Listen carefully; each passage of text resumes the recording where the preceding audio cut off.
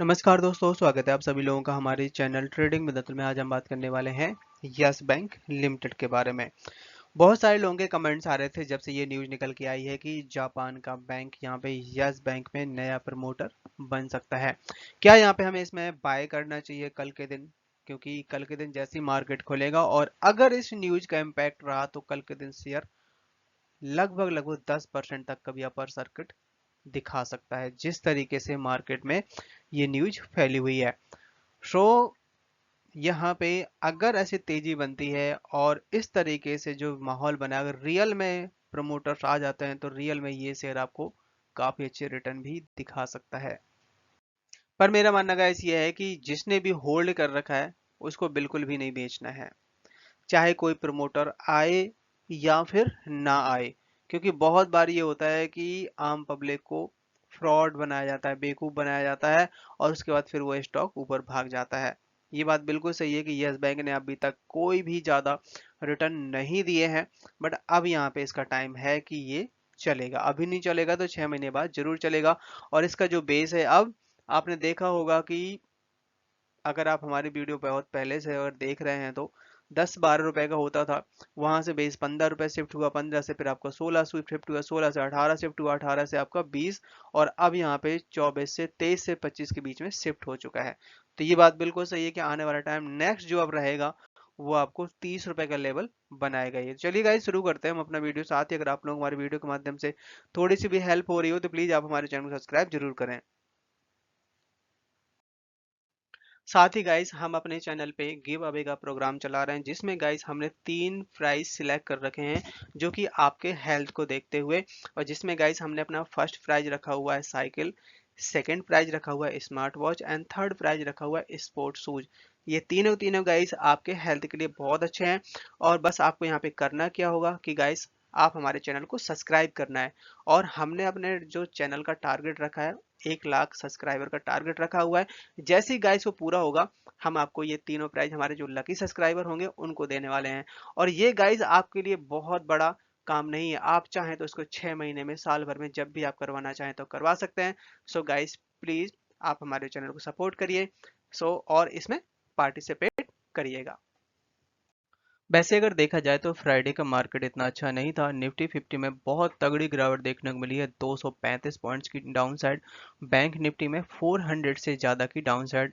But अगर हम बात करें निफ्टी आईटी में, साथ ही स्मॉल कैप का जो इंडेक्स है, दोनों में 276 पॉइंट्स की डाउन साइड दिखाई दी है। मार्केट में जिस तरीके से गिरावट देखने को मिल रही है, अपने स्टॉक में ऑलरेडी 2 से 3 दिनों के अंदर 4 से 5% तक की डाउन साइड दिखा चुका है। बट कल के दिन ज़्यादा गिरावट नहीं थी। आप देख सकते हैं कि 20 करोड़ का वॉल्यूम कल के दिन दिखाई दिया है। बहुत ज़्यादा यहाँ पे खरीदारी भी दिखाई दी है। काफी बार तो यहाँ पे बहुत सारे इन्वेस्टर तो इनसाइडली ही उनको खबर पता चल जाती है कि कब क्या होने वाला है, उस हिसाब से लोग रिएक्ट करके खरीदते हैं और बेचते हैं। तो जिस तरीके से कल यहाँ पे वॉल्यूम बना है, ऐसा लग रहा है कि यहाँ पे अब कुछ पॉजिटिव होने वाला है। अब आने वाले हैं Q4 के नंबर्स, और Q4 के नंबर से पहले यहाँ पे 2-3 ऐसी खबरें आ चुकी हैं जो कि ये जो नंबर्स हैं उनको बढ़ा सकते हैं, मतलब कि रिजल्ट अच्छे आ सकते हैं। रिसेंटली है जो कि इनके जेसी फ्लोवर के साथ में डील होती हुई देखी जा रही, करीबन 244 करोड़ है जो कि यस बैंक के फंड में आ चुके हैं। इसके साथ साथ यहाँ पे एक डील और हुई थी करीबन 366 करोड़ की, ये भी यस बैंक के फंड में आ चुके हैं। और ये बात है अपने दिसंबर के समय, जब इन्होंने लगभग लगभग 3000 करोड़ के आसपास का कुछ एनपीए सेल करने की बात कही थी। इसकी जो Q4 डेट है वो फाइनल हो चुकी है, आप देख सकते हैं 27 अप्रैल 2024, उस दिन है शनिवार। और शनिवार को उनके रिजल्ट आने हैं। पर अब मार्केट में एक और भी खबर चलती हुई दिखाई दे रही है, करीबन 400 करोड़ का फ्रॉड, वो भी यहाँ पे आप देख सकते हैं कॉक्स एंड किंग ऑनर की तरफ से। और ये जो कंपनी है आपका global tour and travel company के नाम से जानी जाती है, जिसमें अजय पटेल जो कि यहाँ पे 400 करोड़ के फ्रॉड केस में अरेस्ट कर लिए गए हैं मुंबई से। साथ साथ इनके जो दूसरे प्रमोटर हैं अजीत पी, जो कि इन्हें ब्रिटिश नेशनल वांटेड ऑलरेडी करीबन 3 साल से ढूंढ रही थी, जब ये कोचीन इंटरनेशनल एयरपोर्ट में केरला में आए, तो 9 अप्रैल को इनको भी अरेस्ट कर लिया गया है। अब यहाँ पे ये 400 करोड़ का जो ये फ्रॉड है, यस बैंक के अभी ये केस चल रहा है, और अब इनको अरेस्ट करने के बाद ईडी इनको बिल्कुल भी नहीं छोड़ने वाली जब तक कि सारे डिसीजन नहीं हो जाते। तो ये भी एक यस बैंक के लिए पॉजिटिव माना जा रहा है। यस बैंक में अभी तक कोई भी प्रमोटर नहीं है, और यस बैंक की तरफ से ये अपडेट आया है कि ये अपना 51% तक का स्टेक बेचने वाले हैं, जिसमें कुछ जापान के बैंकों के नाम शामिल हैं। साथ साथ ये भी मार्केट में हवा चल रही है कि मुकेश अंबानी भी, मतलब कि जियो फाइनेंस भी यहाँ पे अपना इन्वेस्ट कर सकते हैं। जैसे कि हम सब जानते हैं कि आज से 7-8 महीने या 1 साल पहले की बात है, जब पूरे वर्ल्ड में बैंकों की हालत बहुत ख़राब थी। इंडिया एक ऐसा कंट्री था जहाँ पे बैंकों की हालत बहुत अच्छी है, और लगातार आपने देखा होगा, चाहे गवर्नमेंट बैंक हो चाहे प्राइवेट बैंक हो, सब में अच्छी खासी ग्रोथ बनी हुई है। तो यस बैंक है जो कि अपने न्यू प्रमोटर ढूंढते हुए दिखाई दे रहे हैं, जिसमें 51% स्टेक की बात कही जा रही है। अभी रिसेंटली 70,000 करोड़ है मार्केट कैप, और अगर यहाँ पे 51% तक का स्टेक बेचा जाता है करेंट मार्केट रेट से, तो बैठता है 36,000 करोड़ के आसपास, और जिसमें सबसे बड़ा स्टेक होल्डर है एसबीआई, 26% तक का स्टेक होल्ड करता है। तो अब यहाँ पे मेन बात ये निकल के आएगी कि जो शेयर होल्डर्स हैं, क्या ये अपना स्टेक बेचेंगे, और कितने रेट पे ये डील होगी। क्योंकि अभी कुछ समय पहले जब ये न्यूज निकल के आई थी, तो 20%, मतलब जो करंट मार्केट रेट है अभी, 20% ज्यादा पे यहाँ पे सेल करने की बात कही गई थी, क्योंकि नीचे तो नहीं बेचा जाएगा, क्योंकि ये शेयर होल्डर्स कभी भी अप्रूवल नहीं देंगे कि लोअर लेवल पे बेचने का। तो यहाँ पे दो कंपनी है, आप देख सकते हैं कि यूएफजे फाइनेंशियल ग्रुप और साथ ही एसएमबीसी ग्रुप, दोनों के दोनों फाइनेंशियल ग्रुप की कंपनी है। ऑलरेडी इन्होंने अपने कुछ ब्रांचेस इंडिया में खोली हुई हैं, पर पूरे इंडिया में ये अपना बिजनेस बढ़ाने के लिए ये एक्शन ले सकते हैं, बट अभी यहाँ पे फाइनल कॉल आनी बाकी है। जिस तरीके से ये न्यूज है, दोनों कंपनियां तैयार हैं, बट यहाँ पे अप्रूवल की रिक्वायरमेंट होगी रिजर्व बैंक ऑफ इंडिया की तरफ से। और ये जो आर्टिकल निकल के आया है, इस पे यहाँ पे अभी यस बैंक, एसबीआई, इनकी तरफ से कोई भी आंसर नहीं किया गया, मतलब कुछ भी नहीं बोला गया है कि ये सही है गलत है। साथ साथ यहाँ पे ये जो कंपनियां हैं जापान की, जो अभी हम बात कर रहे हैं, रिसेंटली यहाँ पे 4,100 करोड़ का यहाँ पे डोमेस्टिक ब्रांचेस यहाँ पे नवंबर से फरवरी में खोलने की बात कही थी। साथ ही recently 1,200 crore credit session India, जो कि यहाँ पे ये खर्चा करते हुए देखे जा रहे हैं। और यहाँ पे शेयर होल्डर्स की लिस्ट काफ़ी लंबी है। अगर हम बात करें तो state bank of India, LIC, HDFC bank, ICICI bank, Kotak Mahindra bank, axis bank, IDFC first bank, जिसमें सबसे ज़्यादा जो स्टेक है आपका एसबीआई का है, 26% तक का स्टेक, और 14% तक का स्टेक है लगभग लगभग आपका ये जो हमने बैंकों के नाम बताए, कोटक, एक्सिस, आईडीएफसी, एलआईसी जैसे एचडीएफसी बैंकों का नाम है। तो टोटल कितना हो गया, 40% तक का स्टेक तो यही लोग होल्ड करते हैं। अब यहाँ पे अगर ये लोग सेल करते हैं, तो जरूर यहाँ पे 51% तक के स्टेक की डील हो पाएगी, क्योंकि रिटेल इन्वेस्टर के पास भी काफ़ी अच्छा स्टेक है, और स्टॉक है जो कि करीबन 3 साल तक का लॉकिंग पीरियड रखा था उस समय, और 10 रुपए के आसपास ये डील हुई थी जो इन सब लोगों ने शेयर खरीदे थे। करंट मार्केट जो रेट अभी चल रहा है करीबन 24.5 रुपए के आसपास है, जिसमें कार्ले ग्रुप का भी यहाँ पे अभी तक 10% तक का स्टेक है, जो कि इन्होंने जुलाई में बाई किया था 2022 में। तो लगभग लगभग यहाँ पे 50% तक का स्टेक इन्हीं लोगों के पास हो जाता है।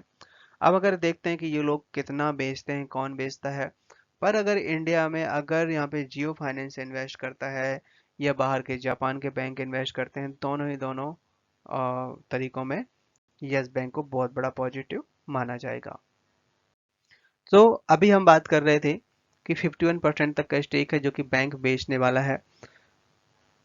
रिसेंटली यहाँ पे 50% तक का स्टेक तो यही लोग होल्ड करते हैं आपका, ये आपका SBI, axis bank, HDFC bank, और यहाँ तक कि डीआईएसपी, और पब्लिक होल्ड करती है 34%, मतलब 70, मतलब कि 85% तक का स्टेक ये लोग होल्ड करते हैं। बाकी 20% FII के हाथ में है। सो अब अगर यहाँ पे बेचने की बात होती है तो देखते हैं कि पब्लिक किस रेट पे निकलती है, साथ साथ यहाँ पे क्या स्टेट बैंक ऑफ इंडिया बेचेगा क्या इस स्टॉक को। आज के दिन शेयर ने हाई बनाया 25.15 का, लो बनाया 24.20 का, क्लोजिंग दी 24.20 पे, करीबन 1% तक की डाउनसाइड दिखाई दी है। चार्ट में नजर डालिए तो यहाँ पे आप देख सकते हैं कि 33 रुपए तक का हाई बनाने के बाद स्टेक है जो कि 21 तक आ गया था, और वहां से स्टेक है जो कि 25 तक भी चला गया। बट अगर यहाँ से अगर अब ये डील अगर होती है तो ये डील बड़े आराम से 30 से 32 रुपए के आसपास होनी चाहिए। लेदर बैक जो कि यस बैंक के साथ पार्टनरशिप करके इंडिया एंड अफ्रीका में यहाँ पे अपना सपोर्ट प्रोवाइड करता हुआ देखा जाएगा।